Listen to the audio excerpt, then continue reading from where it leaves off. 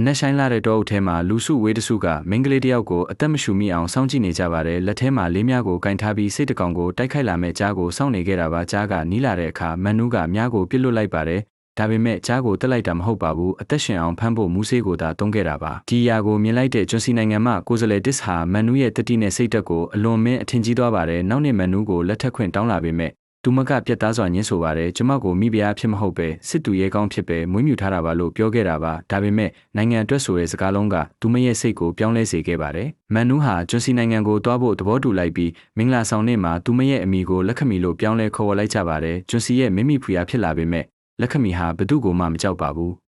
ဗီတီချစစ်ဦးစီးချုပ်ဂျော်ဒန်နန်းတော်ထဲဝင်လာချိန်လူတိုင်းခေါင်းညွတ်ပေမဲ့လက်ခမီကတော့မညွတ်ခဲ့ပါဘူးကျမကြောက်တာဖန်ဆင်းရှင်တပါးတည်းပဲလို့ပြန်ပြောခဲ့ပါတယ်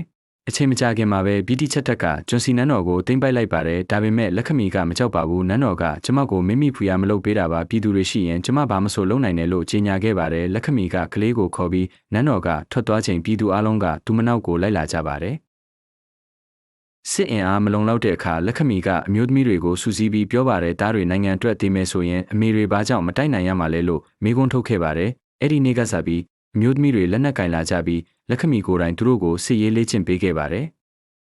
နောက်ဆုံးမှာဗီတီချစစ်တပ်နဲ့အဆုံးသက်တိုက်ပွဲကြီးစတင်ခဲ့ပါတယ်လက်ခမီဟာတယောက်တည်းနဲ့ပဲရန်သူများစွာကိုလှည့်ချနိုင်ခဲ့ပါတယ်ဒါပေမဲ့နောက်ကျောကနေပြစ်ခတ်ခံရပါတယ်သူမှမလဲကြပါဘူးငါ့ကိုဘယ်သူမှမနိုင်ယူနိုင်ဘူးလို့ပြောပြီးမိတဲ့ကိုကိုယ်တိုင်ခုံဝင်သွားပါတယ်နှစ်အကြာမှာလက်ခမီရဲ့အမိနဲ့အမှန်တကယ်လွတ်လပ်ရေးတော်လှန်ရေးကြီးစတင်ခဲ့ပြီးနောက်ဆုံးမှာဗီတီချတွေဟာအိန္ဒိယမြေကိုစွန့်ခွာသွားကြပါတယ်ဒီဇလန်ကတော့မိမတယောက်ရဲ့တတိနိုင်ငံချစ်စိတ်နဲ့တမိုင်းကိုပြောင်းလဲနိုင်ခဲ့တဲ့အမှန်တရားတစ်ခုပါပဲကျွန်တော်ရဲ့ channel လေးကိုအဆုံးထိကြည့်ပေးတဲ့အတွက်အထူးပဲကျေးဇူးတင်ရှိပါတယ်ခင်ဗျာ